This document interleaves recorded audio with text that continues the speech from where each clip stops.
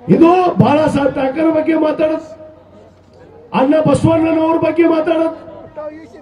ಅಣ್ಣ ಬಸವಣ್ಣನವರು ಹೊಳೆ ಹಾರಿದ್ರು ಅಂತ ಹೇಳ್ತಿರ್ತೀವಿ. ಇದು ಲಿಂಗಾಯತ ಧರ್ಮದಾಗ ಹುಟ್ಟಕ ಅಯೋಗ್ಯನ ನಮಗ ಇವ, ಅಯೋಗ್ಯವ ಮಾತೆತ್ತಿರ್ ಲೋಫರ್ ನನ್ನ ಮಗ, ಬೋಳಿ ಮಗ. ನೀನ್ ಯಾರ ಮಗನು?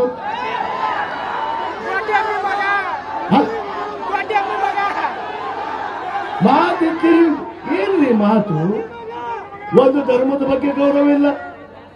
12ನೇ ಶತಮಾನದ ಅಣ್ಣ ಬಸವಣ್ಣನವರು ಅವರು ಅಂತಿಮ ಕಾಲದಲ್ಲಿ ಇವತ್ತು ಎಲ್ಲ ಧರ್ಮೀಯರನ್ನ ಸಮಾನತೆಯನ್ನು ಕೊಟ್ಟು ಇವತ್ತು ಎಲ್ಲರಿಗೂ ನ್ಯಾಯವನ್ನ ದೊರಕಿಸಿ ಇವತ್ತು ಎಲ್ಲ ಧರ್ಮವನ್ನ ಸಹಿನತೆಯನ್ನು ಹೊಂದ್ಕೋಬೇಕು ಅಂತೇಳಿ 12ನೇ ಶತಮಾನದಲ್ಲಿ ಅಣ್ಣ ಬಸವಣ್ಣನವರು ಹೇಳಿದರು.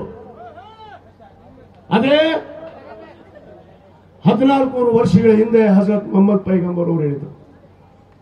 ಇವತ್ತು ಅದನ್ನ ಮರೆತು ಧರ್ಮದ ಬಗ್ಗೆ ಗೌರವ ಇಲ್ಲ, ಯಾವ ಧರ್ಮದ ಬಗ್ಗೆನೂ ನಿಷ್ಠೆ ಇಲ್ಲ. ತನಗೇನು ಬಾಯಿಗೆ ಬರ್ತದೆ ಬಗಳು ಬಿಡುದು. ಎಷ್ಟು ದಿವಸ ಬಗಳ್ತೀಯಪ್ಪ? 2 ದಿವಸ ಬಗಳ್ತಿ ಗೊಡ್ಡೆಮ್ಮಿ.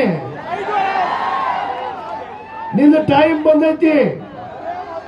ಇಷ್ಟೊಂದು ಜನಸಾಗರ ಇವತ್ತು ಬಿಸಿಲು ಅನ್ನೋದೇ ಇವತ್ತು ಆ ಪವಿತ್ರವಾದ ಹಜರತ್ ಮೊಹಮ್ಮದ್ ಪೈಗಂಬರ್ ಅವರ ಬಗ್ಗೆ ಇವತ್ತು ಇಟ್ಟಿರುವಂತಹ ನಿಷ್ಠೆ, ಪ್ರೀತಿ, ಬದ್ಧತೆ ಇವತ್ತು ನಿನ್ನ ಅಂತಿಮ ಕಾಲ ಬಂದಿದೆ ಬಸವನಗೌಡ. ನಿನ್ನ ಅಂತಿಮ ಕಾಲ ಬಂದಿದೆ. ಇವನು ಹೇಳ್ತಾನ ಕಾಂಗ್ರೆಸ್ ಪಕ್ಷ ಅವ್ರ ಆಫೀಸ್ ಮುಂದೆ ನಾ ಸತ್ರ ಅವ್ರ ಹೆಣ ನನ್ನ ಆಫೀಸ್ ಮುಂದೆ ಒಯ್ಬೇಡ್ರಿ ಅಂತ ಹೇಳ್ತಾನೆ. ಇವ ಇಲ್ಲೇನು ಬಿಟ್ಟಿ ಬಿದ್ದತಾನೆ ಕಾಂಗ್ರೆಸ್ ಪಕ್ಷ. ನಿನ್ಯಾವನೋ ಮಗ ಬಾಂಧವ್ ನಮ್ಮ ಪಾರ್ಟಿಗೆ ಜೆಡಿಎಸ್ ಇದ್ದಾಗ ಹಿಂದೆ ಇದೇ ಜನಾಂಗ ಕಡೆ ಓಟ್ ಹಾಕಿಸ್ಕೊಂಡು ಹಜರತ್ ಟಿಪ್ಪು ಸುಲ್ತಾನ್ ಅವರು ವೇಷ ಹಾಕೊಂಡು ಕಡಿಗ ಹಿಡಿದಿಲ್ಲ. ಆ ಮಗನಿಗೆ ಹಜರತ್ ಟಿಪ್ಪು ಸುಲ್ತಾನ್ ಅವ್ರ ಬಗ್ಗೆ ಮಾತಾಡ್ತಿ? ಏನ್ ಗೊತ್ತೈತಿ ನಿನಗೆ ಹಜರತ್ ಟಿಪ್ಪು ಸುಲ್ತಾನ್ ಅವ್ರ ಬಗ್ಗೆ? ಟಿಪ್ಪು ಸುಲ್ತಾನ್ ಅವ್ರ ಬಗ್ಗೆ ಗೊತ್ತಿಲ್ಲ, ಬಸವಣ್ಣವ್ರ ಬಗ್ಗೆ ಗೊತ್ತಿಲ್ಲ, ಮೊಹಮ್ಮದ್ ಪೈಗಂಬರ್ ಅವ್ರ ಬಗ್ಗೆ ಗೊತ್ತಿಲ್ಲ. ಯಾವ ದೇಶದಾಗ ಹುಟ್ಟಿಯಪ್ಪ ನೀನು?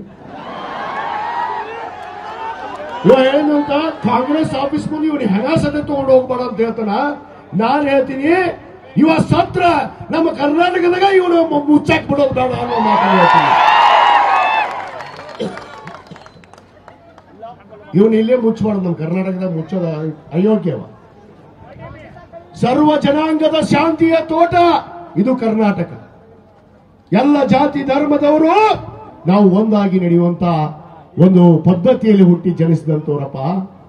ನಿನ್ನಂಗ ಗೋಳ ಹಿಂದುತ್ವ, ಮಾತೆತ್ತಿರ ಹಿಂದುತ್ವ ಎಲ್ಲೈತಪ್ಪ? ಮುಸ ನೀನ್ ಅಲ್ಲೇ ಹುಟ್ಟಿಬಿಟ್ಟಿ ಅದನ್ನ ಮುಸಾಕ ಹಿಂದುತ್ವ. ಅದಕ್ಕೆ ನಿನಗೆ ಒತ್ತು ಹೊರಗೆ ಹಾಕ್ಯಾರ. ಈಗ ಇನ್ನೂ ನಾಚಿಕೆ ಇಲ್ಲ ನಿನಗೆ.